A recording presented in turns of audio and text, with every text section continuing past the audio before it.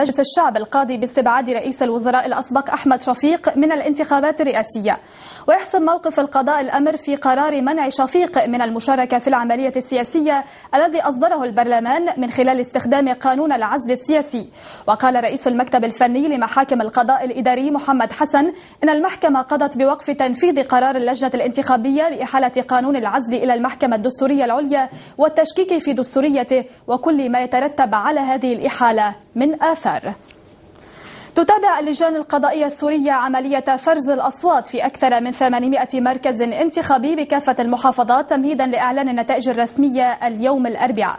أوضحت مصادر اللجنة العليا للانتخابات أنه بعد الانتهاء من عمليات الفرز سيتم جمع الأصوات لكل مرشح حسب فئته، ومن ثم تنظم في محضر يرسل إلى الصندوق من الصندوق إلى اللجنة القضائية الفرعية في المحافظة. يتعين على رئيس الجمهورية دعوة مجلس الشعب إلى الانعقاد خلال أسبوعين من إعلان النتائج لانتخاب رئيس له. الموجز انتهى، شكرا للمتابعة. بل لعله رئيس الاستحقاقات في مسيرة الثورة المصرية باتجاه الانتقال من مرحلة الاستنفار الثوري الدائم إلى مرحلة البدء بإعادة بناء الدولة. وإن كان هذا السباق يجري على صفيح ساخن بالنظر لما يحوطه من أحداث دامية بين الحين والآخر، آخرها كانت موقعة العباسية، ومن عنف سياسي بين القوى السياسية، فإنه في الوقت نفسه سيمهد الأرضية لإعادة تبريد الساحة المصرية عبر وصول المرحلة الانتقالية إلى خواتيمها، وبالتالي انتقال السلطة من العسكر إلى سلطة مدنية. السباق الرئاسي على أشده على مرمى نحو أسبوعين من الموعد المقرر، ويتصدر هذا المشهد مرشحون عدة يمثلون التيارات الإسلامية، يقابلهم مرشحون يوصفون على أنهم من بقايا النظام السابق أو امتداد له ممن عملوا في كنفه، إضافة إلى عدد من المرشحين الليبراليين والمستقلين. وبهذا المعنى يمكن تأطير السباق الرئاسي على أنه صراع بين عصرين، عصر الثورة وعصر ما قبل الثورة.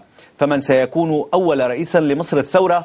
وما هي العوامل المؤثرة في خيارات الناخبين؟ وما دور بعض الإعلام وبعض المؤسسات القائمة في تعويم مرشحي المرحلة السابقة؟ وما هي أبرز التحديات التي ستكون أمام أول رئيس منتخب فعليا؟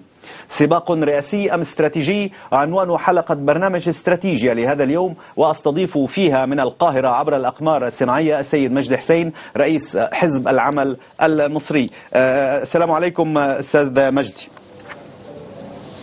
عليكم السلام ورحمة الله وبركاته، أهلا وسهلا. يا أهلا بك. يعني بداية يعني مصر خاضت هذه الثورة الكبيرة، يعني ألا أحيانا يمكن النظر بنوع من الألم أو الحسرة، ربما أن يكون المشهد الانتخابي اليوم يعني بعض الأسماء المرتبطة بالنظام السابق هي عنصر أساسي في هذا السباق الرئاسي؟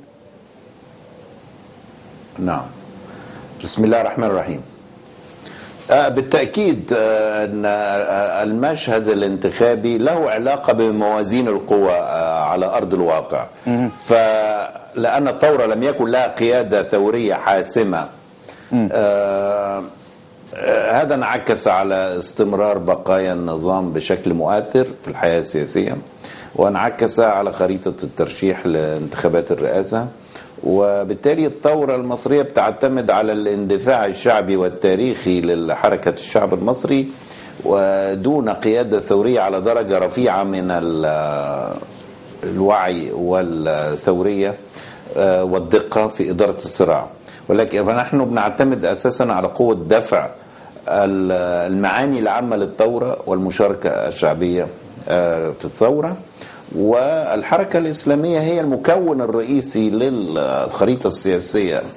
أهلا بكم من جديد إلى هذه النشرة. أصدر القضاء الإداري المصري حكما يثبت قرار مجلس الشعب المفضي إلى استبعاد رئيس الوزراء الأسبق أحمد شفيق من الانتخابات الرئاسية بعد أخذ ورد طويلين في القرار والطعن بدستورية قانون العزل السياسي من جانب لجنة الانتخابات.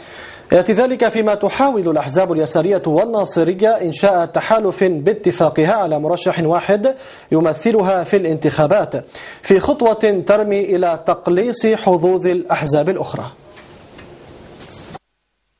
كثر الجدل مصريا في المدة الأخيرة فيما كان أساسا أمرا محتوما ومنجزا وتحصيلا لابد منه للثورة.